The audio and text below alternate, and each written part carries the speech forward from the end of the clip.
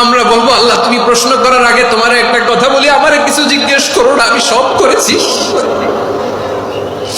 এমন কোন পাপ নাই যে পাপ আমারে দিয়ে হয় নাই। আকাশের নিচে জমিনের উপরে আমার চেয়ে বড় পাপী কেউ নাই।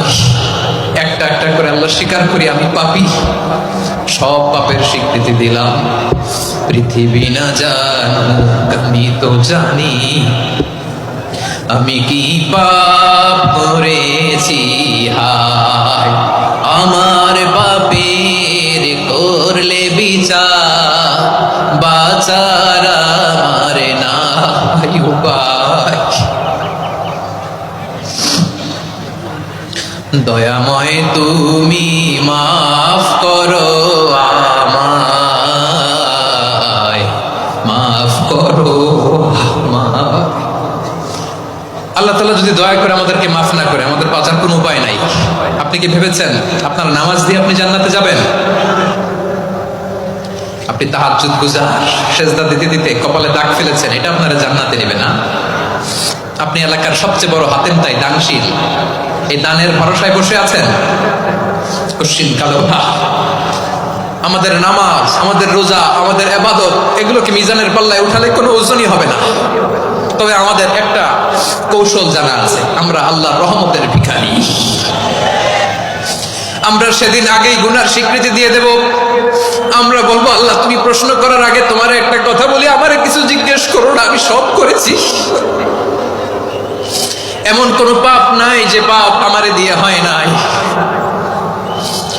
তোমার রহমত দিয়ে তুমি জান্নাতে পাঠাবা, তোমার দয়ায় জান্নাতে যেতে চাই, আমল দিয়ে না। পারবেন বলতে? কিয়ামতের দিন আমরা বলবো আল্লাহ আমার আমল দিয়ে জান্নাত চাই না, আমি তোমার দয়া দিয়ে জান্নাত চাই। তোমার দয়া ছাড়া আমার কোনো উপায় নাই। কারণ আল্লাহ যদি বিচার করে বাঁচার কারো উপায় নাই। আল্লাহ যদি বলে ফেলেন তুই এটা করলি কেন, ওখানে গেলি কেন, কোরআনে 1000 বার নিষেধ করলাম তারপরেও এই পাপে জড়ালি কেন, এরকম প্রশ্ন ছুড়ে দিলে আমার উত্তর আছে? বাঁচার কোনো উপায় আছে?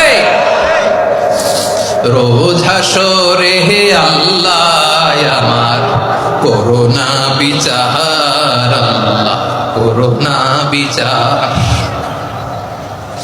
বিচার চাহি না তব দয়া চাই, এ গুনাহগার করোনা বিচার। আপনার আমল দিয়ে জান্নাতে যাবেন? কি দিয়ে যাবেন? আল্লাহর দয়া দিয়ে। আল্লাহর রহম আর দয়া ছাড়া কেউ জান্নাতের চেহারাও দেখতে পাবে না।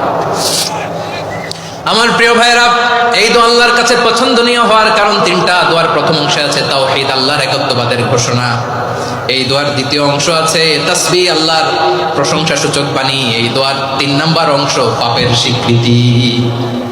তাহলে আমরা সবাই গুনাহগার। আমরা আল্লাহর কাছে পাপের স্বীকৃতি দিয়ে বলবো ও আল্লাহ ইন্নী কুনতু মিনাজ জালিমিন, আমরা জুলুম করেছি, পাপ করেছি, অন্যায় করেছি, আল্লাহ বুঝতে পারি নাই, শয়তানের ওয়াসওয়াসায় পড়ে, বন্ধুর পাল্লায় পড়ে, নফসের খায়েশ মিটাতে যে আল্লাহ করে ফেলেছি। তুমি গুনাহ না মাফ না করলে আমাদের গুনাহ মাফ করার দ্বিতীয় কেউ নাই। ঠিক কিনা বলেন? এভাবে অনুতপ্ত হয়ে যদি আল্লাহর কাছে দোয়া করেন, দেয়ালে পিঠ থেকে গেছে, কোনো রাস্তা নাই বের হওয়ার, ওই মুহূর্তেও আপনাকে বিপদ থেকে উদ্ধার করবে কে? বিশ্বনবী চরম বিপদে পড়লে দুটা দোয়া পড়তেন। প্রথম হলো এটা, লা ইলাহা ইল্লা আনতা সুবহানাকা ইন্নী কুনতু মিনাল জালিমিন। এই দোয়াটা আমরা বেশি বেশি পড়ব প্রিয় ভাই। রাজি আছেন? সবাই আওয়াজ করে পড়ুন ইনশাআল্লাহ। আমার প্রিয় ভাইয়েরা, বিপদে পড়লে বিশ্বনবী আরো একটা দোয়া পড়তেন, লা ইলাহা ইল্লাল্লাহুল আযীমুল হালিম, লা ইলাহা ইল্লাল্লাহু রাব্বুল আরশিল আযীম, লা ইলাহা ইল্লাল্লাহু রাব্বুস সামাওয়াতি ওয়াল আরদি ওয়া রাব্বুল আরশিল কারীম। এই যে বললাম, রেকর্ড হয়ে গেছে। এখন তো আর ইনস্ট্যান্ট মুখস্থ না হলো, পরে মুখস্থ করে নেবেন। আল্লাহ ছাড়া কোনো উপাস্য নাই, তিনি সুমহান, মহা সহিষ্ণু। আল্লাহ ছাড়া কোনো উপাস্য নাই, তিনি সুমহান, আরশের অধিপতি। আল্লাহ ছাড়া কোনো উপাস্য নাই, তিনি আকাশের মালিক, জমিনের মালিক, তিনি সুবিশাল, আরশের অধিপতি। সুবহানাল্লাহ পড়েন এই দোয়াটা। কেউ যদি পড়ে যদি এর ওসিলা করে দোয়া করে, তাকে বিপদ থেকে মুক্তি দেয় কে? মনে থাকবে আপনাদের? তাহলে বিপদের প্রথম ধাক্কায় কি যেন পড়তে হয়? ইন্না লিল্লাহ। তারপরে কি বলে আল্লাহর কাছে নিজেকে সঁপে দিতে হয়? দেয়ালে পিঠ থেকে গেলে লা ইলাহা ইল্লা আনতা সুবহানাকা ইন্নী কুনতু মিনাজ জালিমিন। দুই নম্বর হচ্ছে লা ইলাহা ইল্লাল্লাহুল আযীমুল হালিম, লা ইলাহা ইল্লাল্লাহু রাব্বুল আরশিল আযীম, লা ইলাহা ইল্লাল্লাহু রাব্বুস সামাওয়াতি ওয়াল আরদি ওয়া রাব্বুল আরশিল কারীম। মনে থাকবে? ইনশাআল্লাহ বলেন সবাই, আওয়াজ করে সবাই ইনশাআল্লাহ। অনেক সময় এমন হয়, হঠাৎ বিপদের সম্মুখীন হই আমরা, রেডি হয়ে বের হয়েছে অফিসে, হঠাৎ অ্যাক্সিডেন্টে পড়ে যাই, হঠাৎ পেটের ব্যথায় অজ্ঞান, এরকম হয় না? আপনাদের হয় না? বিষ্ণু ইসলাম বলেন, আকস্মিক দুর্ঘটনার বিপদ থেকে যদি কেউ বাঁচতে চায়, সকাল সন্ধ্যা যেন প্রত্যেকে এই দোয়াটা পড়ে। সকালে যদি 3 বার পড়ে, সন্ধ্যা পর্যন্ত হঠাৎ হঠাৎ বিপদ থেকে সে রক্ষা পাবে। To be protected from sudden calamity, sudden disaster, sudden calamity, হঠাৎ বিপদ, হঠাৎ ভয়ঙ্কর কোন আকস্মিক বিপদ থেকে আল্লাহ বাঁচায় দিবে। সকালে করলে সন্ধ্যা পর্যন্ত প্রোটেক্টেড, সন্ধ্যাবেলায় যদি 3 বার পরে সকাল পর্যন্ত প্রোটেক্টেড। সুবহানাল্লাহ পড়ে। দোয়াটা কি? দোয়াটা হচ্ছে বিসমিল্লাহিল্লাযী লা ইয়াদুররু মা ইসমিহি শাইউন ফিল আরদি ওয়ালা ফিস সামাই ওয়া হুয়াস সামিউল আলীম। ছোট না? অনেক ছোট, মুখস্থ করবেন। বিসমিল্লাহিল্লাযী লা ইয়াদুররু মা ইসমিহি শাইউন ফিল আরদি ওয়ালা ফিস সামা। ওই আল্লাহর নাম নিচ্ছি, যে আল্লাহর নামের বরকতে আকাশ জমিনের কোনো কিছু কারো কোনো ক্ষতি সাধন করতে পারে না। তিনি সর্বশ্রোতা, সর্বজ্ঞ। সুবহানাল্লাহ পড়েন। পড়বেন এই দোয়াটা, বিসমিল্লাহিল্লাযী লা ইয়াদুররু মা ইসমিহি শাইউন ফিল আরদি ওয়ালা ফিস সামাই ওয়া হুয়াস সামিউল আলীম। ফজরের পরে 3 বার, মাগরিবের পরে 3 বার যদি কেউ পড়ে, প্রোটেক্টেড, যে কোনো হঠাৎ বিপদ থেকে প্রোটেক্টেড। প্রোটেক্ট করেন কে? ওই আল্লাহর নাম নিচ্ছি, যে আল্লাহর নামের ওসিলায় আকাশ জমিনের কোনো কিছু কোনো ক্ষতি করতে পারে না। সুবহানাল্লাহ পড়েন। আচ্ছা, এবার আমাদের জীবনে দুশ্চিন্তা আছে না নাই বলেন? Tension, hyper tension, anxiety, depression, চিন্তা, টেনশন নাই, এরকম কে কে আছে দেখি? হাত তোলেন। ওই যে হাত তুলছে এক আল্লাহর ওলি, ওই যে। টেনশন নাই তোমার? মাশাআল্লাহ। ও না বুঝে তুলছে, জোকের চোটে, জোশের ঠেলায় ধাক্কায় তুলে ফেলছে। সবার জীবনে টেনশন আছে না নাই? এই দুশ্চিন্তা, পেরেশানি, মারাত্মক পেরেশানি থেকে মুক্তি পাওয়ার জন্য বিষ্ণু ইসলাম 2টো দোয়া পড়তেন। কয়টা? অনেকগুলো পড়তেন। স্পেশাল 2টো দোয়া আজকে আপনাদের শিখায় যাবো, শুনবেন না? কষ্ট হচ্ছে? সংক্ষিপ্ত মুনাজাত দিয়ে দেই। ওরে আল্লাহ, আমি তো 9:30 ক্রস করে ফেলছি মাসুদ ভাই, খেয়াল করি নাই। আরো কয়েক মিনিট? ঠিক আছে, ঠিক আছে। পেরেশানিতে পড়লে, টেনশনে পড়লে এই দোয়াটা, প্রিয় ভাইরা, বিষ্ণু ইসলাম যখন খুব বিপদে পড়তেন, দুশ্চিন্তা ওনাকে ঘিরে ধরতো, উনি পড়তেন ইয়া হাইয়্যু ইয়া কাইয়্যুম বিরহমাতিকা আস্তাগীথ, ইয়া হাইয়্যু ইয়া কাইয়্যুম বিরহমাতিকা আস্তাগীথ, ইয়া হাইয়্যু ইয়া কাইয়্যুম, হে শাশ্বত অবিনশ্বর, হে চিরঞ্জীব, বিরহমাতিকা আস্তাগীথ, তোমার রহমতের উসিলায় তোমার কাছে ফরিয়াদ করি। এটা করতেন।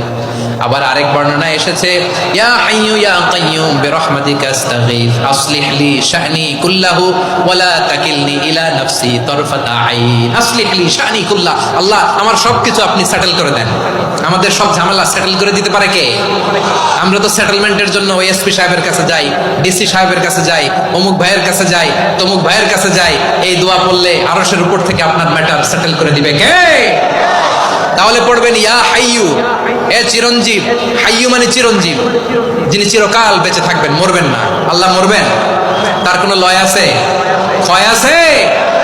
সূরা রহমানে আল্লাহ বললেন কুল্লু মান আলাইহা ফানি ওয়া ইয়াবকা ওয়াজহু রাব্বিকা যুল জালালি ওয়াল ইকরাম ফাবিআইয়ি আলাই রাব্বিকুমা তুকাযিবান। জমিনে যা আছে সব ফান, ভ্যানিশ হয়ে যাবে, নিশ্চিহ্ন হয়ে যাবে, শেষ হয়ে যাবে, সব বিলুপ্ত হয়ে যাবে, একজন ছাড়া। জোরে বলেন তিনি কে? ইয়া হাইয়্যু। আমার সাথে আওয়াজ করে পড়েন ইয়া হাইয়্যু ইয়া কাইয়্যুম ইয়া হাইয়্যু ইয়া কাইয়্যুম বিরহমাতিকা আস্তাগীথ আসলিহ লি শা'নি কুল্লাহ ওয়া লা তাকিলনি ইলা নাফসি তারফাতা আইন।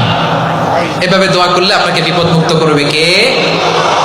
এই দোয়াটা কেন পছন্দ আল্লাহর কাছে?